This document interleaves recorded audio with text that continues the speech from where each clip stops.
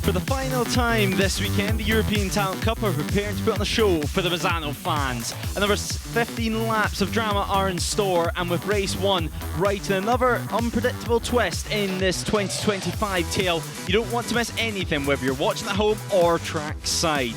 The championship remains extremely close as the riders head back out onto the iconic 4.2 3km circuit, which hosted MotoGP just 1 week ago. However, now it's time for our feature Grand Prix stars to step into the spotlight, and with a hot pace expected over the next 15 laps, it's building to be one of the highlights of our weekend. And with the riders fighting for another 25 championship points, we're ready to find out who's going to come out on top.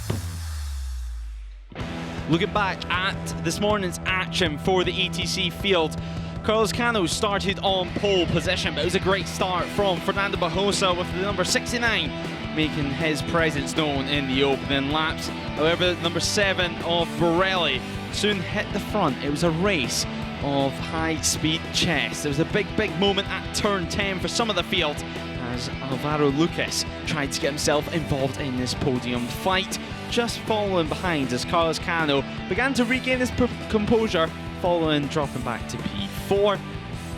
Cano worked his way forward, entering third and then setting his sights on Barrosa and Borelli as well. Pratelli, another one of our Italian stars, worked his way through the order.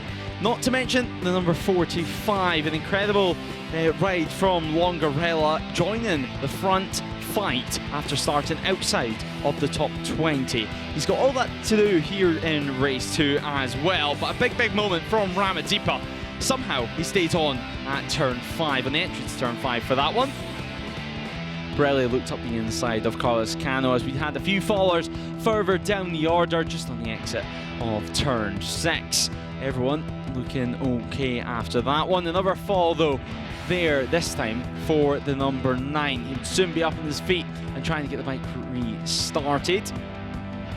Now side by side, Longarella and Pratelli soon getting involved as Carlos Cano showed how brave he could be over at turn 12. Around the outside before at turn 14, he went up the inside, back into P1. He did the number 1 go. Of course, defending his title this year and looking to convert it into another win. It would go down to the final lap, but Carlos Cano would be celebrating over the line. A stand-up win for a stand-up performance for Carlos Cano. He took the win and celebrated on the podium, with Pratelli and Barrosa joining him. Now the conditions continue to heat up here at Misano, and we're almost ready for the ETC's final appearance of the day. Carlos Cano starts from P1, and well, we've seen so much action here this weekend, and it's time for the ETC riders to be put into the spotlight yet again. My name's Lewis Ray, and joining me in the commentary box is Jack Amy. And well, Jack, it was a great race one, to say the very least. It was action from start to finish, and moves pretty much made it every single corner on the circuit. And I think at race 2, we're going to see much of the same. I think as well, Lewis, we're going to see much more of the same in race 2. 15 laps await ETC.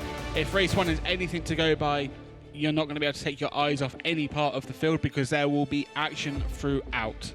Yeah, there's going to be action from start to finish, and what a beautiful setting to have our 5th round of the season. Still 2 more rounds coming up this year in Barcelona and Valencia, but before all of that, we've still got 15 laps of action, as we mentioned, coming up here today. Now, on the grid, as it just starts to form, we are going to have Carlos Cano once again on pole position, Fernando Barrosa alongside, and Christian Borelli yet again is starting from 3rd.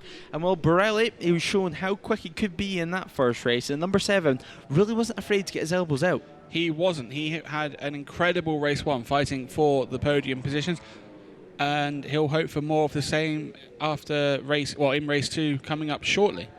Yeah, it will do, as well, now you can see your pole sitter getting pushed into the grid slot. 31 already in place and ready to go. That's Savino after his difficult race 1 earlier on. But Carlos Cano, well, it was a difficult race one, I think it's fair to say, for him. He slots into position, and one of the main storylines, apart from obviously Carlos Cano taking the win in race 1, but another one was in the form of Alex Longarella. And we spoke about it a little bit while we were casting our minds back to race 1 just a minute ago, looking at the highlights. But Longarella has got it all to do again. P25 on the grid. And well, we've seen he can get in the front group. He finished in P10 in the finish-up after he received a 3-second time penalty for track limits. But Longarella has got the pace, but P25, it's a risky business on the first couple of laps. If you can make it out unscathed, it could be a similar story to race 1. Yeah, it will be all about the first couple of laps and just making sure you don't get caught up in someone else's incident. For Longarella, he actually starts 2 places further back than he did in race 1 because there were riders who were penalised ahead of him on the race 1 grid with back of the grid starts, which is why he's dropped to row 9 from row 8. We know he can very quickly move into the points and into the lead group. A little bit trickier with 2 extra riders in front of him to pass, but he will have the pace to go with the lead group once he gets there. Yeah, exactly. He's shown the pace pretty much all the way throughout the weekend. You can see Christian Borelli there on the grid, 1 podium to his name so far this season, as he looks nice and focused and waiting to go as a few selfies are exchanged down there with the fans that are making sure that they will remember this weekend here at Misano. Plenty of people watching on track side, watching all the action that has unfolded since this morning. The ETC field actually was the first class on track today with the last chance race. And well, that was dramatic in itself. That was another race that went down to the final lap. And it was Perez and Ruz that ended up getting through as the reserve riders. So good for them, and of course they'll take the start in race 2 yet again, and a packed field as we expected with around 30 riders or so taking the start. 30 riders taking the start. Yeah, Perez, as he was the first reserve rider, and he is on the grid for race 2. Boxberger and Diva already came through that last chance race in first and second, so Perez does get an opportunity to race this afternoon. We just saw Lorenzo Pratelli on screen. He is doing the last few rounds. Sorry, he did Aragon as well. He is coming through in the last part of the season and did very well at Aragon. Sorry, no, it is his first round. My notes were in the wrong place. He got a podium this morning, and him and his team were celebrating that like it was a win. They really enjoyed that race. They were so happy with that result. And you would think a race of experience under his belt in ETC, a bit more refinement or with the bike, there's a chance he could win race 2. Yeah, there definitely is a chance, and well, it's fair to say he's made some headlines, has Lorenzo Pratelli. Of course, he had a great year racing in Italy in the CIB Championship, but now, well, he's been spotted by some big names, to say the very least. Of course, part of the VR46 Academy, and well, Pratelli, you can see why, because here at JuniorGP Paddock, here in the European Talent Cup, straight away on the pace, second row qualifying start, and already standing on the podium. I mean, you are going to celebrate that like a win, because it is such a big occasion for him. It is. It's not an easy championship to come into and be that quick straight away. You can be quick, but racecraft in this championship is something completely different to what he would have known. So to be able to show that and fight for the podium so quickly, it bodes well for the rest of this season, and you would think next year as well. Yeah, you definitely would, as we're just running through some of the riders on the grid. Carlos Cano, visor down almost completely and looking nice and confident, not chatting with anyone at all. Things looking maybe a little bit more relaxed, if you will, over at the hoses side, as there is Ramadipa. That is certainly focused, to say the very least, getting in the zone with just a few minutes to go before it is going to be lights out for ETC Race 2. But, well, Ramadipa, it was a dramatic race 1 for him. Somehow he stayed on 2 wheels. I'm unsure how, but whatever the case, he's not going to be complaining about that one as he starts from row 3. Yeah, I feel like if you asked him how, he also wouldn't know. Some huge moments for Ramadipa throughout the race, but just about keeping it upright to finish the race. Yeah, as you said, goes from row 3, from P9, has pace. We know he has pace. He'll be in that lead group. Whether he can get on the podium, it will be tricky from row 3. Sorry. Gabarini on screen at the moment, just getting his gloves on, getting things ready. He'll go alongside Tassini and Savino. in this one. So a packed grid yet again. The ETC always oversubscribed as well. Always a class that you need to either set a good time on Saturday, or if you've had a few hiccups, a few issues throughout the weekend, you need to have a good last chance race because it is such a short race. It's all about getting a good start. As we see Tassini on the screen, number 4, P14 in championship currently. He's going to be hoping for a good result, of course. San Marino rider, he's going to really hoping for a good result at Misano. Yeah, it's as close to a home race for him as it can be. Obviously, San Marino literally just round the corner. You can pretty much see it from here. He'll be hoping he can get into the top 10 from 11th on the grid. Yeah, exactly. And well, yeah, as you mentioned, just a stone's throw away. But a few last-minute rituals, shall we say, for Savino.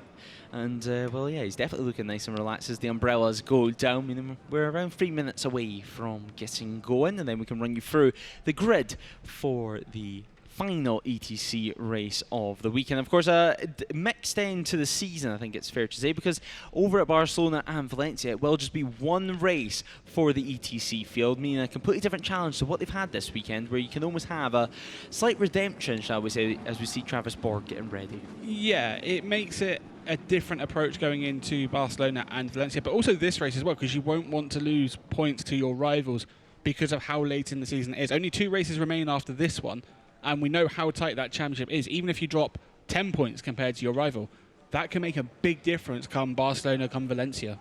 Yeah, as David da Costa, now all focus. It's really at the point of the day, or the point of the grid procedure, that everyone is in the zone. Everyone's got their mind set on things and understands exactly what they need to do as the marshals prepare the starting boards, just to inform everyone how long they actually have left. And a few of the teams using tyre blankets over their tyre warmers, just trying to keep any wind from getting to their tyres. Although, I think it's fair to say, it's not too windy today, and the temperatures are great.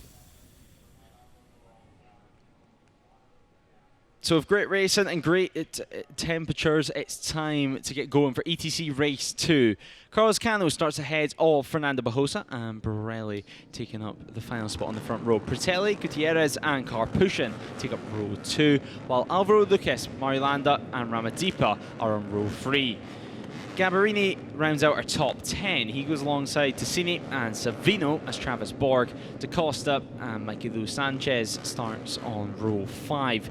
Galan, Almeida and Tineth go from the 6th row of our grid as Dakagan, Rodriguez, Osorio and they take up P21.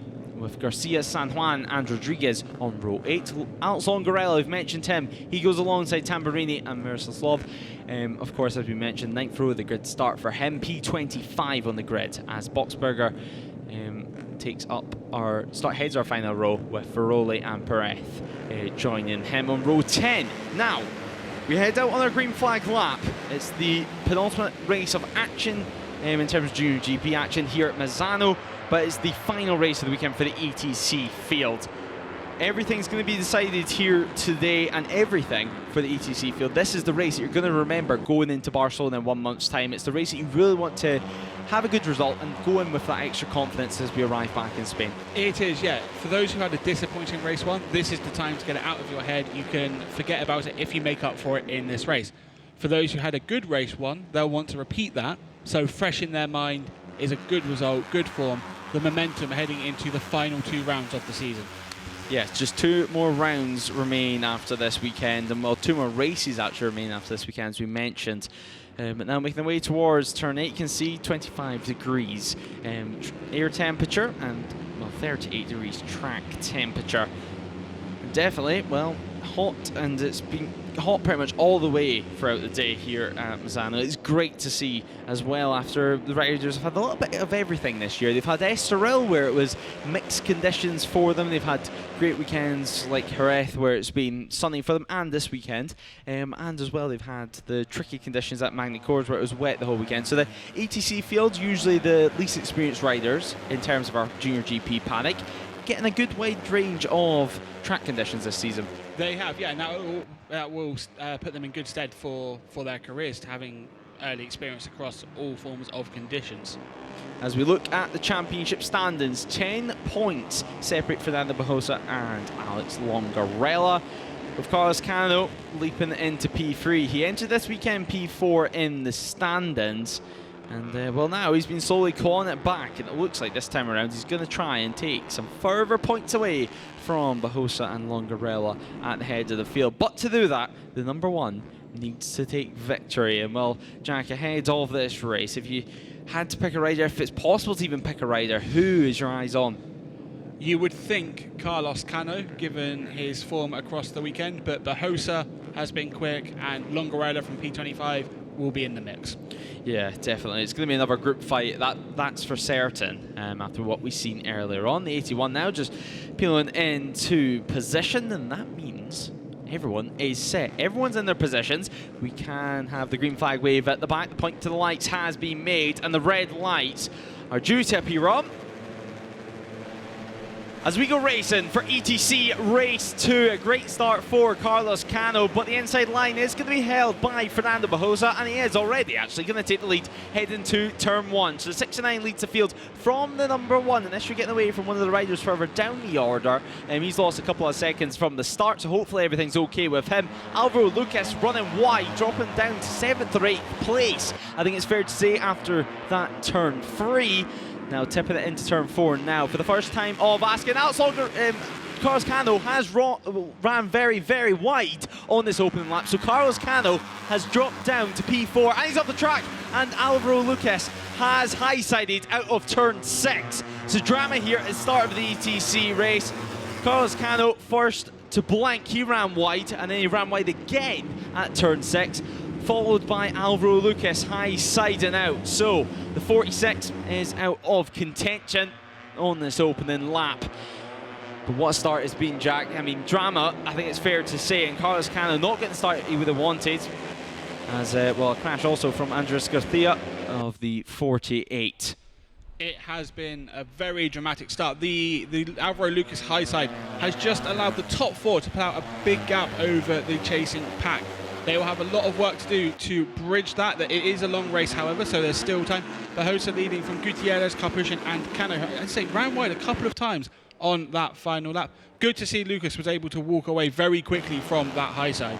Yeah, it is. I mean, it was good to see the riders taking avoiding action as well, and did a great job at avoiding that. But at the head of the field, as things begin to settle down, Fernando Barrosa does lead the field from Gutierrez, with Carlos Cano in 3rd. Now, Cano running wide at turn 4. Not what he would have wanted, not what he'd be hoping for at all.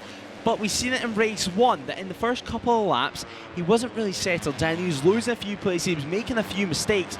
Then as the race progressed, that's where he got into his rhythm and really got his teeth stuck into the battle at the head of the field. It looks like it will be a similar story, just slowly building his way into the zone when we're racing. As well, there we see Iker Rodriguez, his bike will get pushed to safety at trackside. We do see a replay. This is going to be Alvaro Lucas. Look out. See a couple of riders going wide. And actually, Alvaro Lucas, he went so wide to the edge of that curb that it was almost in between the curb and the outside of the circuit, and it seemed like the tyre just lost grip, regripped, and away he went. And there you see Iker losing the front, and that was a crash. And well, his airbag went off, but rider okay. Carlos Cano at the head of the field. So a good lap while we're watching those replays. A good couple of positions made for Cano. I would suspect turn 8 doing most of the business. Turn 8 is the prime overtaking opportunity in this class. It's not the only one. There are plenty of good ones, but turn 8 under heavy braking is one of them. It looks like Gutierrez around the outside heading into turn 12 and 13. Well, Barrosa on the inside there now side by side. Cano holding it through turn 13. Under braking is Barrosa going to send it? Not this time. He stays in P2. The number 1 stays at the head of the field. Yeah, they slot back into position and wait for their next chance to attack. I'm sure in the closing laps the John music will start for Carlos Cano if it stays as is. But you can just see the gap that they've formed after that incident earlier on the opening lap.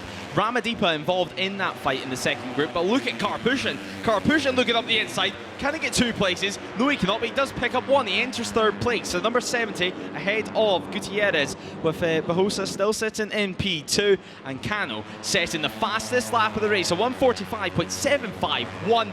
Number 1 means business yet again. Yeah, not many riders were in the 145s. Karpushin was, but he was 2 tenths slower than Cano. Just to do a check on Alex Longarella, 18th place. Didn't make the progress that perhaps we expected or the number 45 expected. Or now in P16, we've just got notification that Remy San Juan has crashed at turn 2, but Ryder is okay. Yeah, San Juan going down, and there's confirmation on your screens that he has crashed out. But turn 2, always so tricky. Just as you're changing direction, it can be quite easy to lose the front there, especially as you pick up the throttle, just taking off the weight of the front tyre. But you can just see Gutierrez launching the move down the inside over by turn 10, as there is San Juan walking away, and good to see him up on his feet. Thumbs up to the marshal as well. So let's see what happens here. Is it at the point where he picked up the throttle? No, it's not. It was actually colliding with what looked to be one of the Australia Lithia riders further down the order. But good to see him up on his feet, as Fernando Bajosa had a look up the inside, but thought better of it. Still 13 laps to go, so perhaps just waiting, just have a little look for later on. Just have a look, see where Carlos Cano is quicker than him, see where he's slower, see where the prime opportunity will be to not lose time when you're setting your lap, but be able to stop momentum and build out a bit of a gap over your rival when making the pass. Yeah, it's all about building momentum and trying to build any sort of a gap you can in the ETC class, especially if Gutierrez and Karpushin fight for 3rd place. It could just be a 2-bike battle at the head of things, but Pratelli now setting the fastest lap of the race. But as we say that, he now drops back 1 position, and that's thanks to the number 4 of Tassini getting ahead of him. So Tassini and Pratelli battling out for the final spot inside the top 5, and no wonder, because we're here at Misano, and this is exactly what they're going to want. They're going to want at least a top 5 finish in race 2. Although Pratelli stood on the podium, a top 5 finish would be the perfect way to round off the weekend. It would be a good weekend for him. A solid debut first round in ETC. Looks like he's just on 6 on the timings now. That's from when Tassini passed him. We just see Karpushin on the inside at turn 8, getting ahead of Gutierrez, responding to the move. Alapko using all of the blue paint on the outsides, and he is able to keep it on the exit of turn 8. Can he keep it through turns 9 and 10? Yeah, really smart stuff there for Karpushin. Just running off the track ever so slightly, and it still meant, although he ran wide, he still had the inside line for the next corner. So number 70 held on to that one. Carlos Cano, though, under a lot of pressure now for Fernando Bajosa. It looks like it's a matter of time before we at least see a move made from the number 69. He looks up the inside now through turn 12 as no moves made there. Into turn 13, it looks like too far back yet again at turn 14. Although Bajosa, a slightly tighter line, I think it's fair to say. And actually, Gutierrez telling Karpushin to stay on his rear wheel, not to overtake, so they can try and catch the top 2. That never works. It never does, because no rider wants to be told to sit behind your rivals. Just a quick note, on lap 4, both Cano and Bajosa set a 1:45.895. This lap, they were separated by just 0.02 of a second, as Karpushin back into P3 ahead of Gutierrez at turn 1 under braking. Well, that lasted long. Karpushin is now ahead yet again into 3rd position, and a real good pass at turn 1. Quite aggressive, but nice and clean. No contact between the 2 of them as they head into turn 4 now, and nearly running into the back actually was Tassini. So looking for that fight as Gutierrez, I should say. Tassini still battling for that spot in P5. Borelli now up into 7th. Now, maybe not the race we expected from Borelli, but still solid points going into his book here in race 2. Now, Bajosa is looking up the inside at turn 8. I think at the moment, still, if we're going to see a move at any point necessarily, it's going to be in the fast point circuit. It's going to be over by turns 11, 12, 13. It's going to be to try and catch Cano by surprise. But we saw in race 1 that even if Bajosa had the inside line at turn 8, Cano was able to hold it around the outside under braking. It's not easy to pass the number 1 at La Quercia. Yeah, it's really not. It's such a quick complex just after it as well. So it's all about your exit speed and the line that you hold, as we see now heading through Corvone, both of them nice and clean as the 69 once again looks up the inside, but it's too far back. The camera angle can be a little bit deceiving for how close he actually is. But he's definitely building. He definitely will have a good chunk of slipstream as well. Right now, Carlos Cano is just breaking the air for the number 69 in 2nd. and going down these straights, going down even between corners, they're tucking in absolutely everything. Their toes, their arms, their elbows, everything they can manage to the chin right on the tank. It's incredible stuff to see, and actually pretty physical bikes to ride because you're not allowed to take a rest. If you take any rest in the ETC class, that's when you start to lose time. Absolutely, yeah, you can't take rest, and also when you're fighting as fiercely as you are at the front, you wouldn't want to take a rest because you'll lose so much time. Cano and Barbosa separated by less than a tenth, just over a tenth across the line. A lot closer through the end of the first sector. Same for Karpushin and Gutierrez in P3 and P4. Yeah, Karpushin at the moment has stretched about a bike or two length ahead, and it seems like at the moment number 70 made the right choice of getting through rather than sticking behind. But later on in the race, of course, I'm sure we'll see if it truly was the right decision. But also, as we said, not looking at much opportunities this time around at turn 8. A wider line yet again from Carlos Cano, but he's not going to lose any time from that. A lot of riders do it. We even seen it in Moto 3. If you remember, it was Jose Antonio Rueda, previous JuniorGP champion, took a slightly wider line. It seems like everyone is enjoying it, certainly at the head of the field. Now, slipstream time here in ETC. Is it going to be a move for Fernando Barbosa? We head through turn 11 now. Building. Carlos Cano. He's going to be able to hear the exhaust pipes, and now he's going to be able to see the front tyre of Fernando Barbosa ever so slightly before, well, once again, sweeping round the outside to hold on to P1. Absolutely. Another tighter line through turn 14 for Cano. It seems to be his preference there. It is another corner where you can take multiple lines, so it's not going to cost him.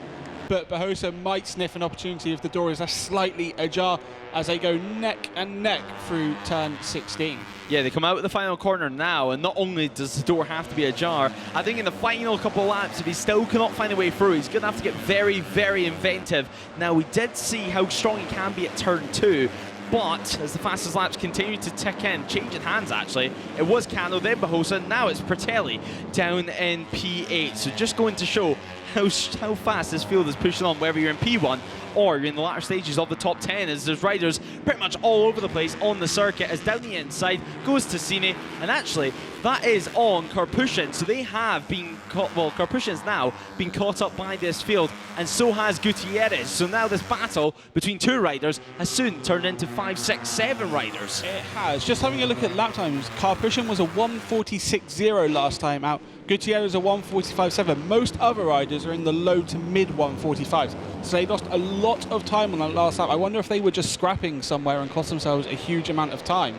Yeah, plenty of time lost, no matter what, that's for sure. Borelli now looking up the inside on the number 7. Can he make it work? He still has the inside line now.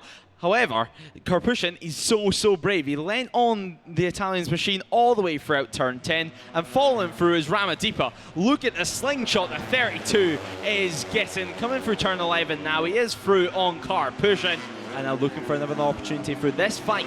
It's going to get so interesting into the closing stages, because so far, nice and clean from everyone as this battle for P1 continues to brew away. It is brewing nicely as we enter the second half of the race. Just to do another Longarella check, we haven't seen much from him in this race. He's up to 12th. He's fighting with Gabarini at the head of the third group, but they've got 3 seconds to make up to the riders ahead.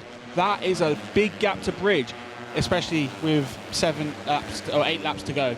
Yeah, 8 laps now remain. We head on to lap 8 actually. So half race distance pretty much for this field. And where things start to get interesting, Ramadipa ever so slightly wide there. Karpushin trying to make up a few positions. Made up 1, he tries to make up 2 through turn 3, but I think he's fought better off that one, and rightly so. 92 as well at the back of this one. That's Travis Borg.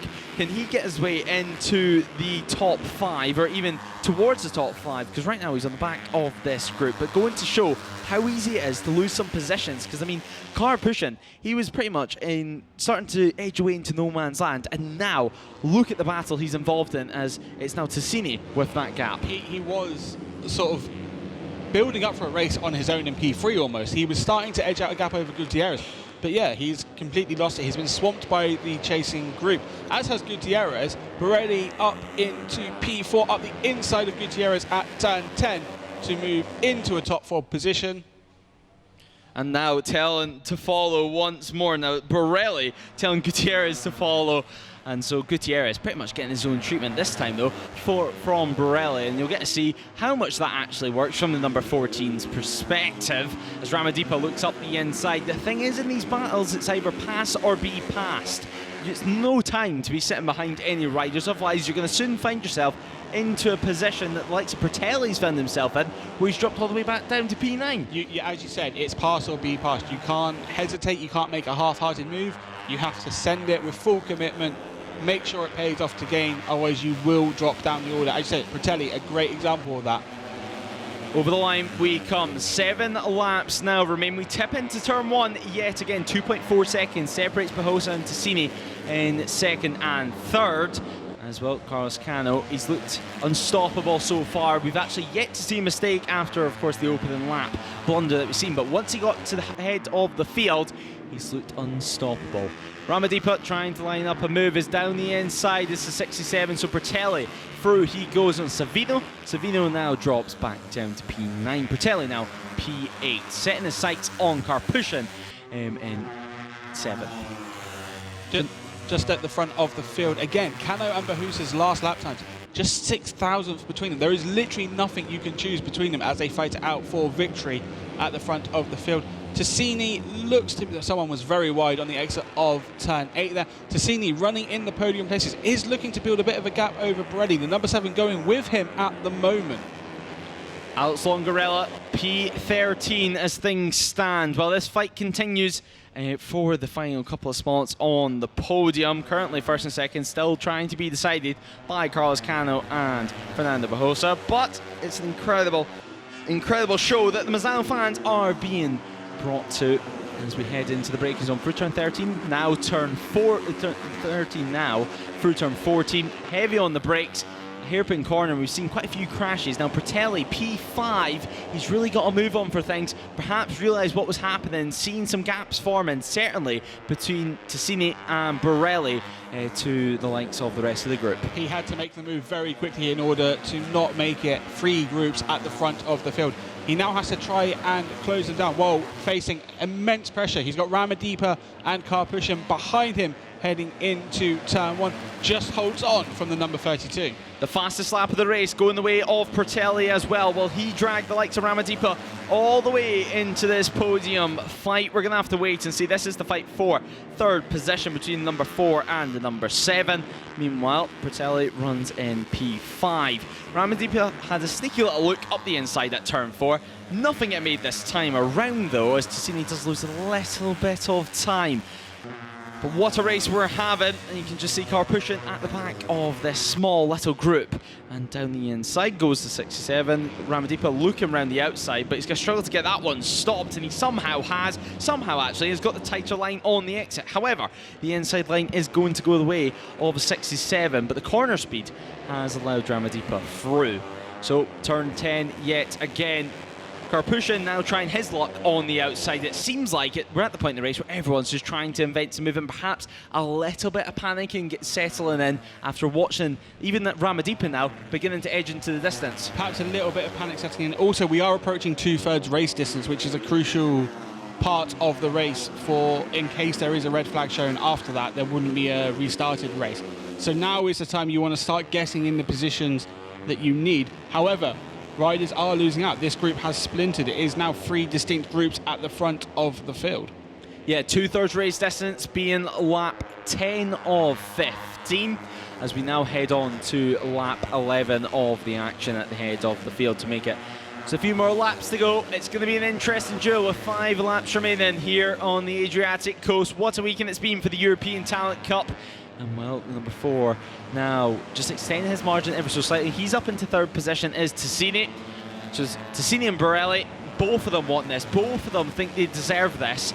And I think the Italian crowd watching on here at Misano is going to struggle to decide exactly who they want to stand on that podium. You would think Tassini probably has a few friends and family from San Marino as well, given its close proximity to Misano. As you say, both will want to be on the podium at their home round, and it's going to be a fierce fight for P3 between these two. Little to separate them on their lap times, just half a tenth in favour of Tassini last time out. Side by side they were at turn 8, and well, Borelli now through. So that is a change of position yet again as well. Carlos Cano, he's looked impeccable so far. I'm running out of words to describe his performance because he's not cracked at all. He's not made another mistake since he hit the front of the field in the second lap. But Carlos Cano continuing to push on and push on the pace. Last time around a 145.764, a 145.6 though for Fernando Barroso. So when's the move going to arrive? Every single time he looks up the inside over at turn 12, but he's yet to make it work. He's yet to actually show the front wheel fully. It's building for an incredible finale to this race. Ramadipa as well now dropping so P6 as he stands, but losing a little bit of time to the group ahead. Over the line, we prepared to come. We got 4 laps to go. We enter lap 12 of the action here in the European Talent Cup Race 2. We lost a few riders earlier on in Race 2, but whatever the case, the battle does continue at the front. Now, Travis Borg does make up a few more places. Gutierrez has dropped back down to P9, so Gutierrez losing a little bit of ground as well as this final podium fight continues to fight it out.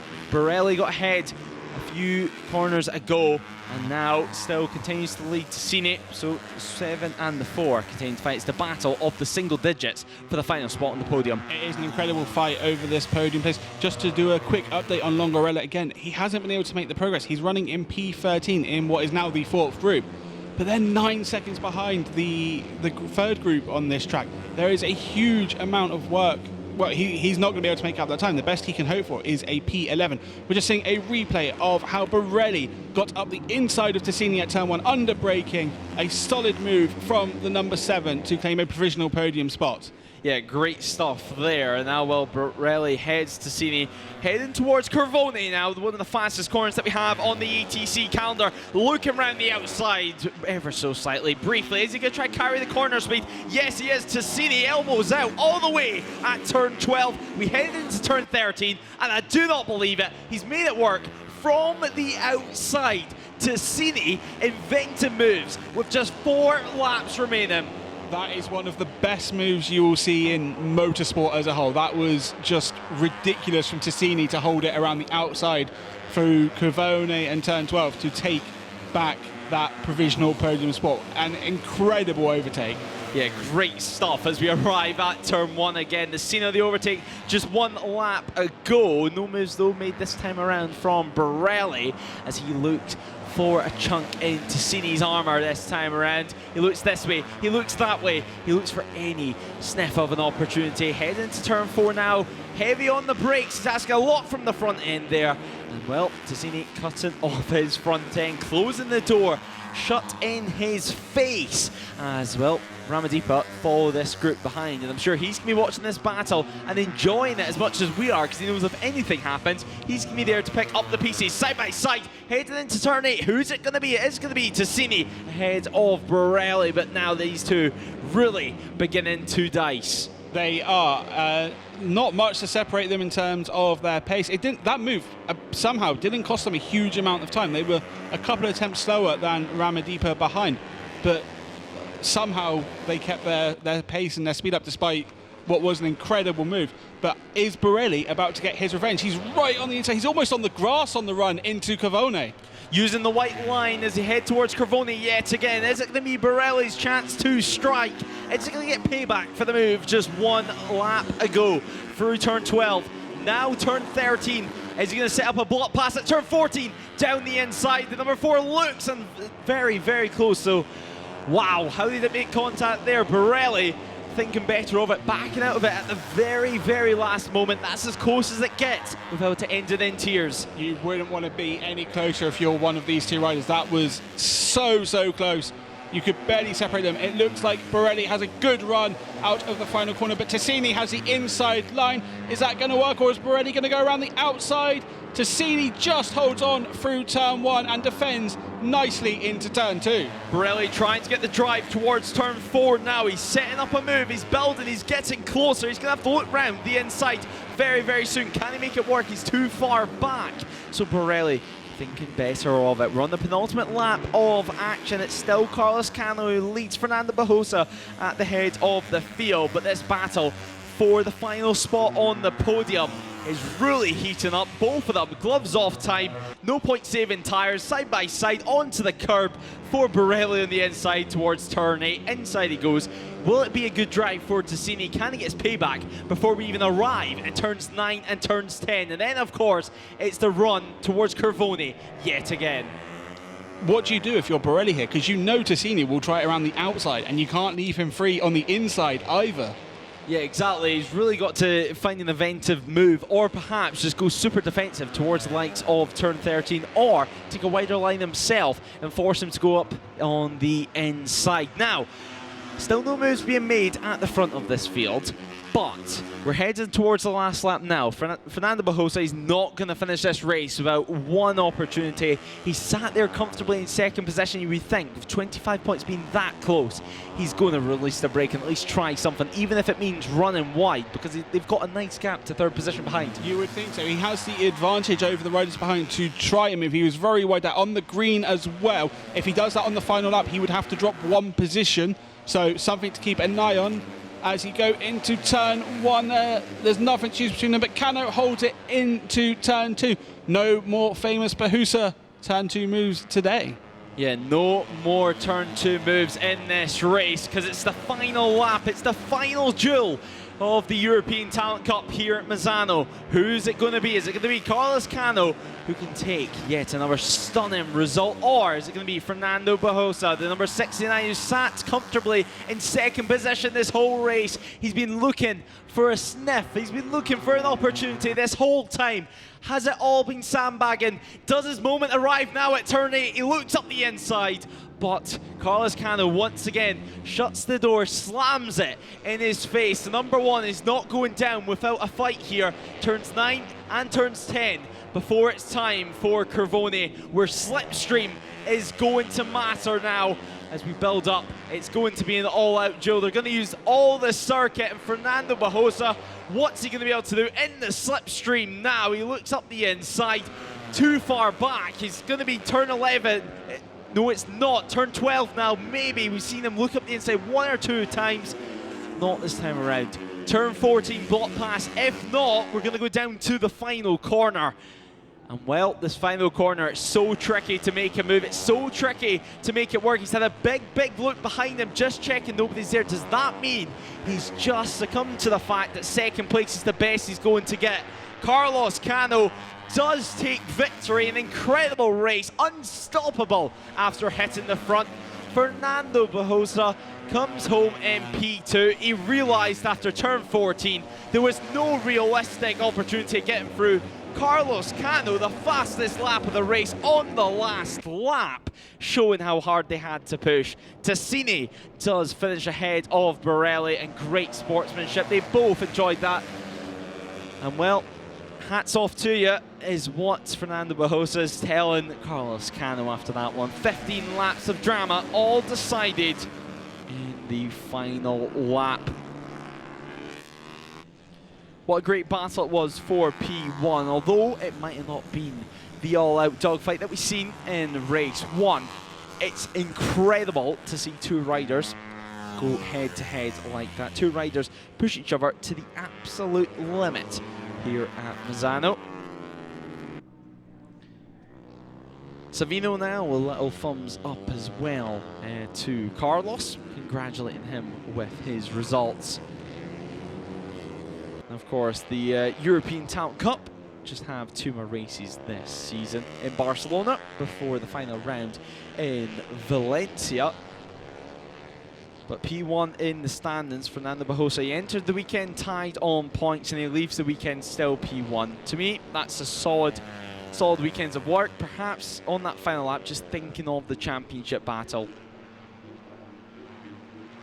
Tassini and Borelli, though, separated by just 1/10 of a second. Nothing separating them in the battle for the final spot on the podium, but Tassini getting the better of Borelli. That was a fight we kept tabs on pretty much the entire race. Once they were able to break free, Pratama also being promoted a position there on the timing screen. So P6 showing for Pratama. But of course, I'll bring you through all the results very, very soon after the Parc Fermé celebrations have concluded. But you can just see how much it means for Ticini. Pure delight here at the Misano World Circuit. Marco Simoncelli. And now just a few more corners for him to round before he'll see Parc Fermé and before he can celebrate an incredible day of race. And he showed himself, he's proved himself. And I'm sure leaving this weekend, there'll be a lot more confidence on his racecraft. As there will be for Carlos Cano. He enters Parc Fermé now. Some celebrations will begin with the team, of course. The proceedings first with the weigh checks, and then it will be full-on celebrations because there's no more racing for Carlos to compete in here today. I mean, he can't just enjoy himself, and it's so good to see how well they get along, both Cano and Barroso, especially after how hard they push each other on the circuit. A 1:45.171 from Carlos Cano on the final lap. Simply astonishing. Of course, we'll get to hear from him very, very soon as he's down in Parc Fermé speaking to Jack. But first, he'll have a few moments of celebrations and then they'll head up onto the podium. Now, Karpushin has been given a drop 1 position, and that's thanks to track limits on that last lap. So Karpushin touching the green on that final lap, and he's going to finish down the order. And up into the air, Carlos Cano goes, rising through the ranks very, very soon, you would think, and rising his name closer to the top of the championship. Hugs, high fives, and handshakes all around. Plenty of people watching above the pit lane, just looking down on Parc Fermé, getting to watch all the celebrations firsthand. As now Ticini finally gets his opportunity to celebrate, jumping up and down with the team. You can tell the head into this weekend, it was only a dream, and now, well, it's a reality. So the team photos will soon begin. What a day it is for the AC Racing team, as they'll get some great shots now for their social media, you have to say. Well, some of the fans wait around, because of course there's still more action coming up here at Misano. The action never stops in the JuniorGP World Championship paddock.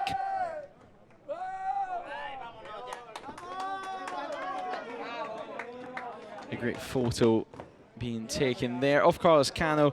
I'm sure an even better shot in the podium, on the podium very, very soon. But this is the race winning overtake. This was quite early on into the race, but Carlos Cano just getting through on the run to turn 8, and we've seen for the rest of the race and race 1 how strong he was able to be there. He was able to swoop around the outside line all the way just to defend from Fernando Barroso on every single opportunity. And look at that. He's just saying to himself, well, that was pretty good. As the hugs and celebrations begin. That's between Ticini and Borelli. Ticini continuing his celebrations all the way to Parc Fermé. Always a joyous occasion. Carlos, pole here at Misano, 2 wins, an incredible race with Fernando in race 2 here. Just talk us through it. Yes, happy, super happy this weekend. I do my best. Happy to stay here again in the 5th position in Misano. Crazy, my everything helped me this weekend. The bike, the feeling with the bike was amazing. I do my best this weekend, and the race was super hard with this hot hard, and well, in the last lap I pushed a lot, and I think my best lap in the last lap. And well, I am amazing this weekend, and I thank people who support me, my team, my family, my train. And yes, in the summer break, I do my best this time, and well, I'm ready for the next round, and I do my best this time. Thank you. And in Spanish for your fans back home? Estoy muy contento este fin de semana de haber conseguido el doblete aquí en Misano. Me siento increíble que todo mi equipo me ha ayudado con la moto este fin de semana aquí en Misano, Y bueno, este parón veraniego he entrenado al máximo en mi casa con todo mi entrenador porque sabía que era difícil y me estoy preparando al máximo para lo que venga, estas 2 carreras que me quedan y a dar el máximo lo que queda del campeonato y se lo quiero dedicar a toda mi familia, a todo mi equipo y esto va por ellos. Carlos, congratulations. Thank you. Well, whether he was out of breath from the action on the track or the celebrations, I'm unsure. But Carlos Cano, what a ride it was. He made a tricky start with Alvaro Lucas high siding out, but Cano also running wide. Lucas luckily would be up on his feet very, very soon. There'd be another crash further down the order. A massive shame for them, but the battle would continue out on circuit. Fernando Barrosa did lead the way before this move, which would end up being one of the deciding passes of the race. Carlos Cano hit the front and he continued to lead the charge, dominating the way as this quite a significant incident happened with, of course, the number 99 crashing out of things, luckily walking away after such a heavy hit onto the ground. The race would brew at the head of the field, with Ticini dropping back towards this massive group of riders. Karpushin as well was involved in this one, making some brave overtakes throughout the order. Christian Borelli as well worked his way towards the head of the field. Ramadipa in the middle of it before Christian Borelli launched this attack over at turn 9 and 10. Heading towards Curvone, everything remained close, everything remained tight as we brewed towards an incredible final podium battle. Ticini and Borelli went head to head towards turn 1. They went side by side on multiple occasions, with Borelli being very, very brave. However, the overtake of the race, the overtake of the weekend, would arrive from Ticini, who continued to be very, very brave, going all the way around the outside through turns 12 and 13, claiming the position.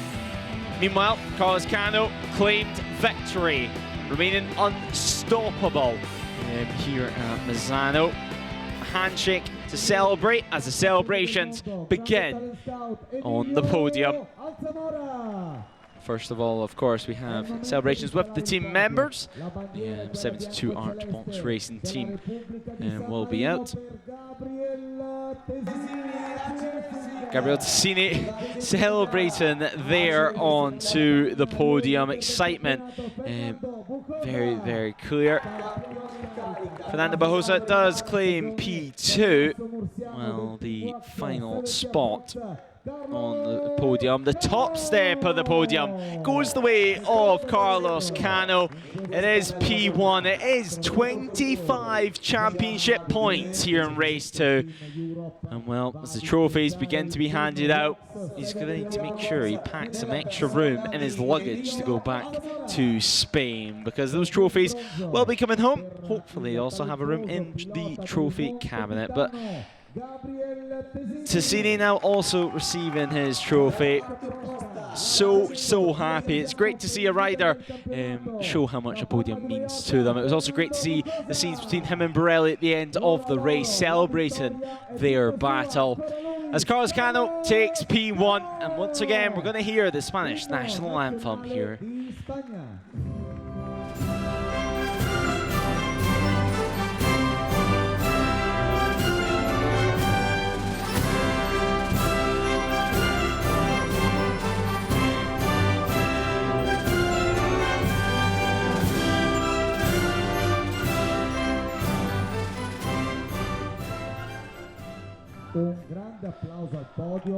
So as the national anthem concludes, it's time for the Fizzy to come out. And well, a little short celebration there, but what a day it has been for Carlos. As now they head up onto the podium for a quick photo to round off this weekend. All of them managing to squeeze up onto the top steps. Some massive trophies for them this weekend. Always good though. Don't think he'll be complaining about that one. As we look at the race results here in ETC Race 2, Carlos Cano does take the win. just over half a second, he took victory over Fernando Barrosa, with Tassini, Borelli and Pratelli rounding out the top 5. A great battle for that final spot on the podium between Tassini and Borelli. Ramadipa took P6 ahead of Karpushin and Travis Borg, with Savino claiming P9. Taking the final spot inside the top 10, Eduardo Gutierrez took P10, with Matteo Gabrini, Galan, Dakagan and Almeida rounded out the top 14. Alex Longarella did finish in P15. He started from P25 and he will pick up just 1 point from the second outing of the weekend. Evan Boxberger rounded out the top 10, while Tamburini rounded out our finishers. Ising Rodriguez, we lost 10 or so laps ago, so that was the end to his day here at Misano. We also had a couple incidents further back with David Da Costa, Remy San Juan, Alvaro Lucas on that first lap as well.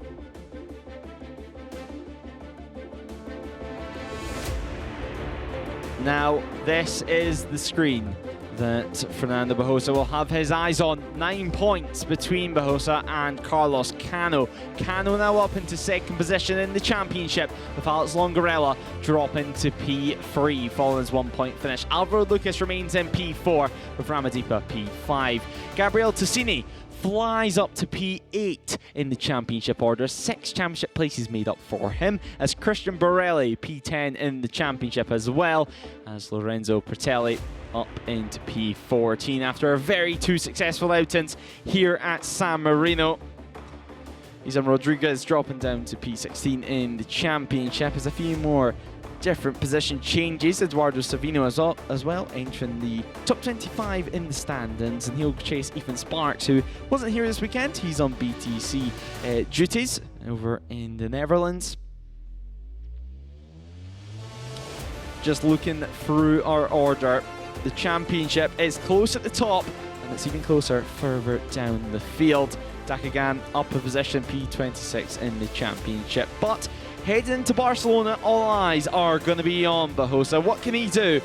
And can he be the star of the show once more? The ETC has delivered 2 phenomenal races here at the Misano World Circuit, Marco Simoncelli. And well, we can't wait to do it all again in around a month's time over in Barcelona.